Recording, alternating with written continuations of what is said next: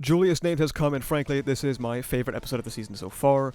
The character work is impeccable. To start, we go all the way back to Season 1, Episode 13, with Subaru making a fool of himself in the throne room. Julius thinks, most likely, nobody would believe it. Subaru's declaration and how that arrogant declaration made him the enemy of every single person in the Great Hall of the castle. Before we cut right back to the start of Julius versus the Stick Swinger. Julius tosses him the sword that he pulled, stating that attacking an unarmed opponent would be shameful. And he charges in only to have his sword strike immediately stopped because the man isn't unarmed. He's wielding chopsticks, and with them, he has frozen Julius in place. He kicks him aside and catches up to him instantly, stabbing him over and over. Horrified of Julius getting his ass beat, Anastasia begins to fire off G-Wald at the expense of her own life. However, the Stick Swinger can even cut light. A deadly determination colors her face as she continually fires G-Wald, but they're cut down all the same. Julius is struck, pinned to the floor, and dragged. Nobody can do anything but watch in horror, especially as Anna collapses, causing Julius to break free from the man's grip. He tries to kick him, but he easily dodges, causing Julius to lash out with his blade. The following attack is described like so in narration. Even driven by righteous fury and a sense of duty, it was a beautiful and elegant attack. It was possibly the most advanced attack he had learned as a knight. Subaru cannot begin to know how many weeks and months of hard work, sweat, and blood it had taken to learn. The attack was deflected. All that swordsmanship that Julius had built up, it was all cruelly twisted about by the man and his two chopsticks. He trampled all over half of the life Julius had lived. He calls him a useless, ugly swordsman. And an emotion appeared on Julius's face, one that couldn't be made out. Once more, Julius unleashes an attack, this one filled with doubt. The man catches it in between his two chopsticks and breaks his sword in two. What broke just then wasn't only his sword. Telling him to go to sleep, he pummels him directly in the head, knocking him out. I would start doing some analysis here, but I'll save it for a bit later because I feel like it works way better when you have the full context of the episode. As he turns his attention to the rest of the party, Emilia steps up to take him on next. She also questions if they'd already won because the man was moving when beating Julius, but he tells her to not be so literal. Emilia asks if they can just give him a way to win, and if she can make him move one step if that could do it, and he surprisingly accepts, calling her the biggest idiot he's seen since Trisha. And no, we don't know what that name means either, so don't worry about that, anime onlys. She unleashes her magical power, unleashing a barrage of attacks which he continually and effortlessly blocks. A halberd's blow, a twin blade slash, a longsword slice, a katana's draw, a whip's crack, an axe's slam. She attacked with everything she could think of, and they were all blocked. The man dodged twin blades by leading his back almost all the way to the ground, causing Emilia to stumble, and he takes advantage of that opening, pretty much just sexually assaulting her, because this man is clearly a massive degenerate, and in response, she forms a giant glove of ice and punches him straight on the crown of his head, causing him to yell out in pain. Subaru, obviously not happy with the assault that just took place, yells at him, calling a pervert, a shit stain, and an archbishop. Beatrice says, calm down though, and look at his feet. Emilia made him move a single step, meaning that she had passed. They briefly worried that he was crude enough to ignore that, but despite their expectations, the man allowed her to pass, spawning that giant spiral staircase before them. The action in this episode is awesome. Did you guys enjoy it? Let me know in the comments below. Now, here's the thing. Emilia is allowed through, and just when Subaru thinks that there wasn't much to this examination floor, the man calls out to him, asking if he's next, or one of the two children. The man's presence couldn't even be compared to before. It almost smelled like the air was burning. Subaru was slow to understand what was going on as his instincts cried out at the dramatic shift, as if everything up till now had been child's play. A whole sequence was cut here, which we can talk about later, but Julius and Anna are taken to the green room, and Ram asks that if Emilia was able to clear it, shouldn't she go check on the next floor, but the group firmly decides that it's too dangerous because of the Stick Swinger. Subaru thinks of the face Julius made, and he feels worried for him, before also thinking of Aridna's desperation. Ram says it's obvious that she was worried about him, and the more pressing issue is the Stick Swinger. When Subaru and Emilia compare him to Reinhard, Ram begins to talk about the strongest people in the world, and we learn about the Valachian Empire to the south, having the first of the 9 divine generals, Cecilia Segment, the Blue Lightning. We learn about the Holy Kingdom of Gesteko, having the Mad Prince, and we finally learn about the Kararagi Federation having the Admirer, Hannibal. None of them, however, fit that appearance described. Beatrice adds that he was wearing clothes from Kararagi, and he was proficient with chopsticks, and then Shala begins to wake up, unfortunately. Pondering why she could have passed out, they go through the sequence of events again, and then Shala screams. She screams out the man's name, Reid Astrea. A great swordsman who was said to have cut down witch beasts, master swordsmen, dragons, and finally even a witch. The first person to be granted the title of Sword Saint, and one of the 3 heroes who saved the world.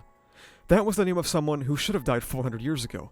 If it weren't for the place they were in, it could have easily been laughed off. This was probably obvious to a lot of you, but I was just calling him Man and Stick Swinger throughout these videos so as not to spoil people.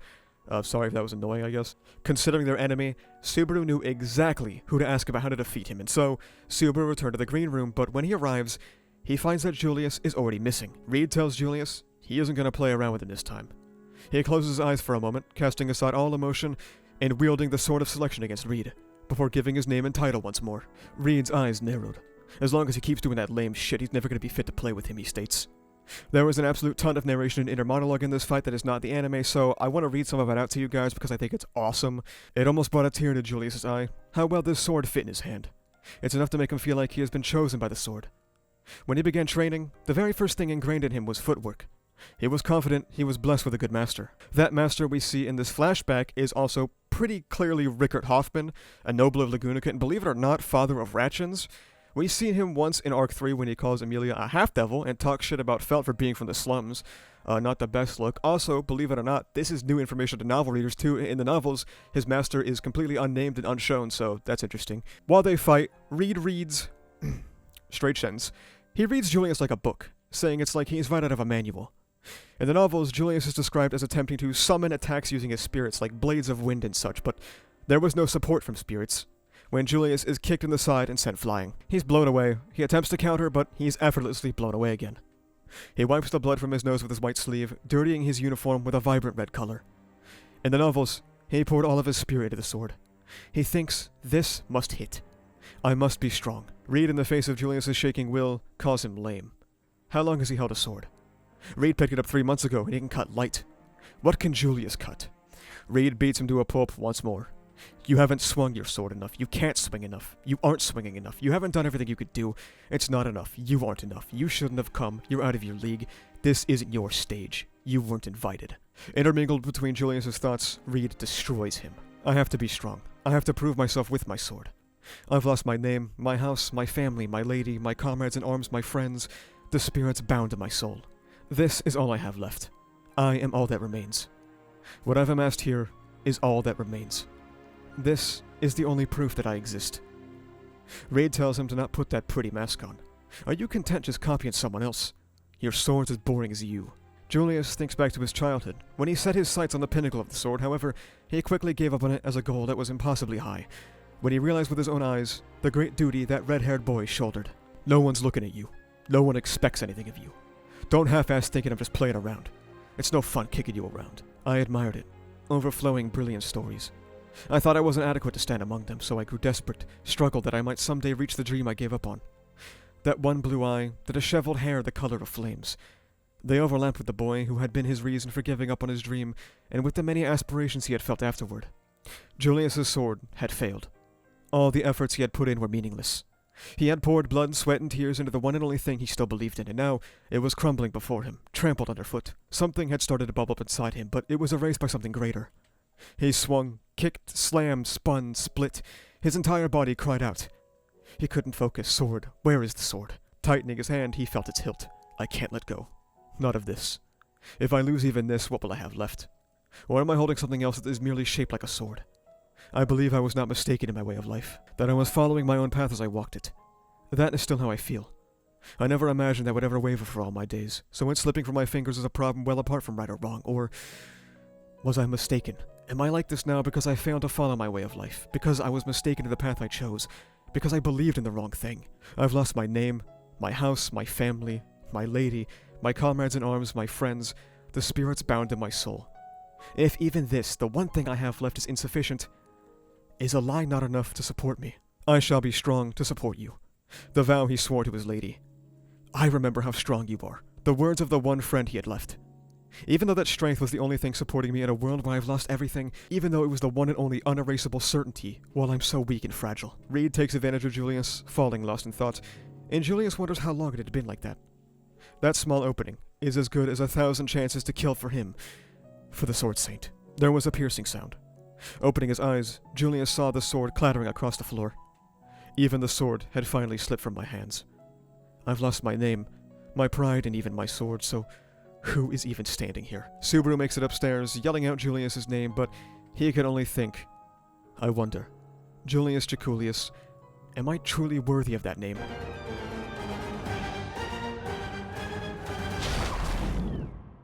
Subaru climbs down the long stairway as Julius wakes up. Subaru asks him if he remembers what happened, and he responds, a pathetic story. He was easily defeated. He asks if Anna is okay, to which Subaru confirms. Hesitating for a moment, Subaru tells him that he'll be surprised to know he was fighting, but Julius already knew. There were several clues. Flaming red hair, a blue eye, incomparable swordsmanship. He had also seen the term stick swinger in books as well. Julius apologizes for failing to tell him, and silence befalls them again. Subaru decides to tell him, however. Emilia passed the examination. He keeps talking and talking, feeling the awkwardness, but Julius says that it's good that Reid is not an insurmountable wall. Julius asks to be put down. Subaru responds by saying he isn't heartless enough to do that. Put me down, he says, but no. Stop being so stubborn. Everyone besides Shala and Anna already saw him lose anyway. All the more reason, Julius replies. He can't let Anna see him like this, and he twists and slams him into the wall. Dismounting, he tumbles down some steps. When Subaru wants to help him, Julius yells to not come. He could stand on his own. Subaru began to move and Julius urged him, pleading in his mind to go past him. He would be indebted to him, but if he could lay the groundwork for Julius's failure, he would forever appreciate it. Subaru understood what Julius was thinking. It resembled something he had felt before himself, and so at that moment, Subaru begins to curse in irritation. He grabs Julius's arm, wedging himself under his shoulder. He can't leave Julius behind. He wouldn't be able to forgive himself. He won't say he knows everything in his heart, but right now, right here, there's no reason for him to make him walk these stairs, this long stairway all by himself. He can lend a shoulder. It's not even a favor, Subaru thinks. Talking about debts and favors is stupid. If we started counting those, then how much would he owe Julius by now? He understood why Julius faced Reid knowing he couldn't win. Subaru had been the same. He challenged Julius. Even after getting knocked down countless times, he kept standing back up and challenging him. Because there had not been any other way for him to vent the fury that had welled up in his breast. And at the time, when it was all over, after his argument with Emilia ended things, and he had been all alone, it had been painful. So painful he had wanted to cry, so how could he leave him to take these stairs all by himself?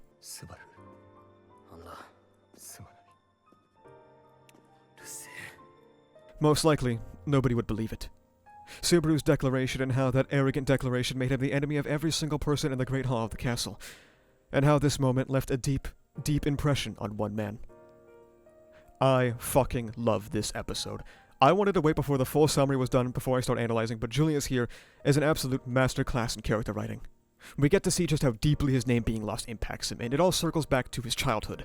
This is a cut detail, and I usually try not to reference these in the episode sections, so I'm sorry, here's your warning I guess, but Julius is not a legitimate heir to House Juukulius, and I feel this is crucial in understanding this episode as well, because this fundamentally informs the Julius that we've seen throughout ReZero so far. Julius is a commoner adopted into a prestigious family.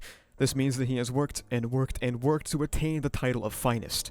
He has honed his blade, sharpened his appearance, and streamlined his attitude. He's fallen in line, studied, and become the embodiment of customs. This also informs why he's a history dork, because he spent that time brushing up on the legends of old. He read about them, formed ideas on how they should act, and wanted to be just like them. He thought highly of figures such as the sage, the sword saint, or the dragon, and so he wanted to stand among them. What really put the road he had in front of him into perspective was him as a kid encountering Reinhard. Uniquely shown in this episode as him even beating his teacher Rickert. It distanced himself from that goal, and yet Julius still became the finest. He mastered all those aforementioned elements of the culture and the blade to become the finest of knights. His reputation preceded him, his achievements monumental, his status important. So when you take away that title, that reputation, those achievements, and the status, who do you have left behind? You have the scene of Julius wiping his blood off on his knight's outfit. Something that to Julius, this pristine, untouchable white clothing, being drenched in the hues of red. The image of perfection cracks, and the only thing left remaining is the insecurity of Julius, stained with his own feelings of inadequacy now that his name had been lost.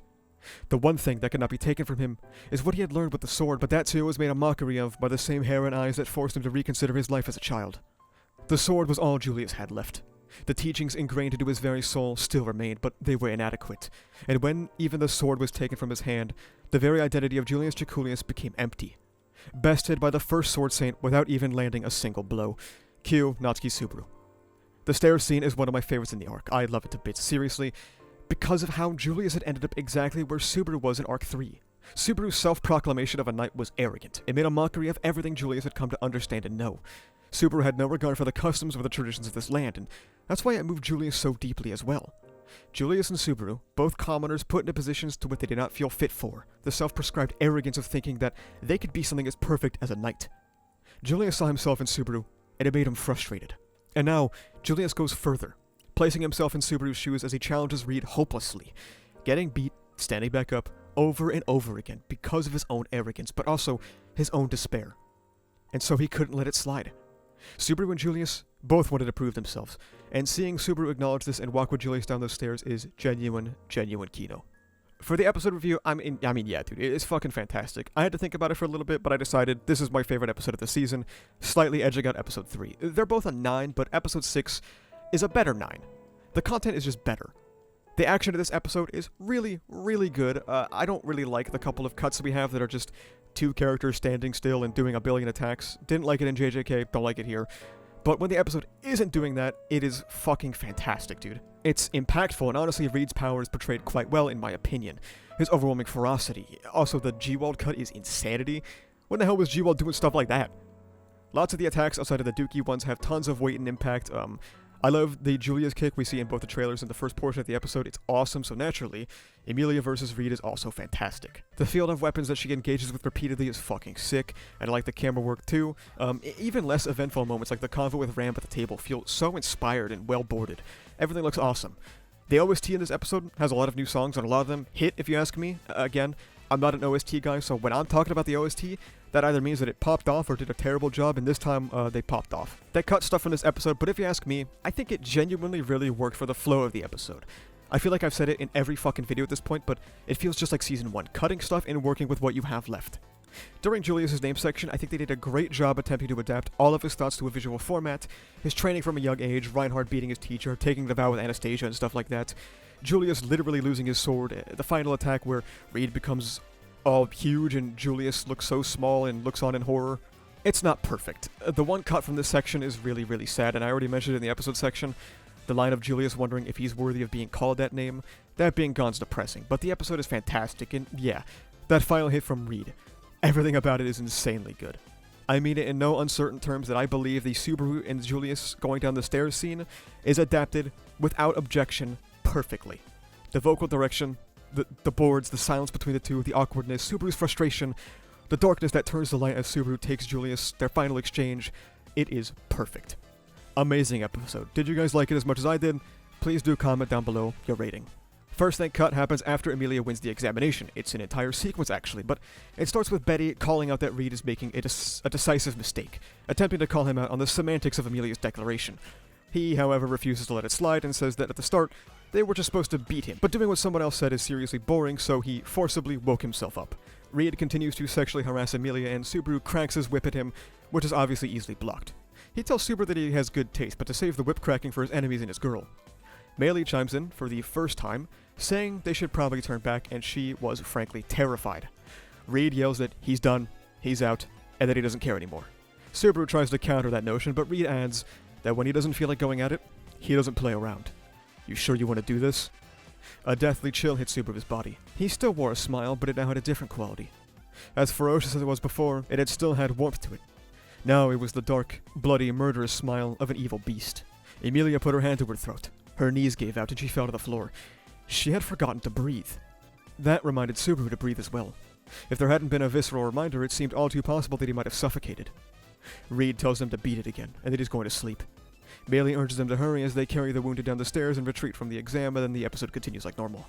A very small cut is that when Subaru was talking about Julius' sword being broken, Betty can't understand why it's such a big deal. A sword can be reforged, so Subaru compares it to the little trinkets and stuff that he's made for her. Imagine destroying those. She would be sad, so she apologizes for saying it, something like that. The start of Reid vs. Julius round 2 is also a little bit different, in that Reid is woken up by Julius walking up the stairs. He didn't mind being woken up, given his life on the battlefield. As Julius crested the stairs, Reid distinctly had him in his memory. He thought Julius would be a bit smarter than that, though. Another small cut is that when Julius is thinking about how to beat Reid, he thinks, leap in again, chase him down, hit it with my sword, at least wipe that easygoing smile off his face. Then the real fight. And it's like Reid is reading his mind, and he replies to that thought. He asks if he thinks that there are fake fights and real fights like a kid's story. We don't actually cut to Subaru and Julius walking down the stairs right away. In the novels, Subaru comes to retrieve him, and Reid tells him to hurry up and take him back because he's getting in his way. Subaru calls him Reid Astrea, and Reid bites back, telling him to stop investigating people's names. It's cooler to not introduce himself, so don't get in the way of him acting cool. Subaru says that Reid is awfully generous for a guy who says he won't show mercy next time, since Julius is still alive. Reid, however, says that the biggest shame is getting beat to shit by chopsticks and living to tell the tale. He would rather die than have to show his face again. While walking down the stairs, Julius tells him that ordinarily he would be quite pleased to encounter a legendary swordsman, and Subaru adds that, well, Charlotte and Reid aren't necessarily living up to their names at this point. Subaru also comments on the man on the Sword Saint coin looking different from Reid, and Julius says that most of his accomplishments were when he was older. The version here is simply younger. That is all that was cut from this episode, and dear God, it is a good one. A great episode, a great week, and boy oh boy, I cannot wait for episode 7. I will see you all next week. Thank you so much for watching. If you like this video, make sure you subscribe for more. You can also check the description down below to become a member, which gives you benefits like early videos, membership badges, and cool custom emotes.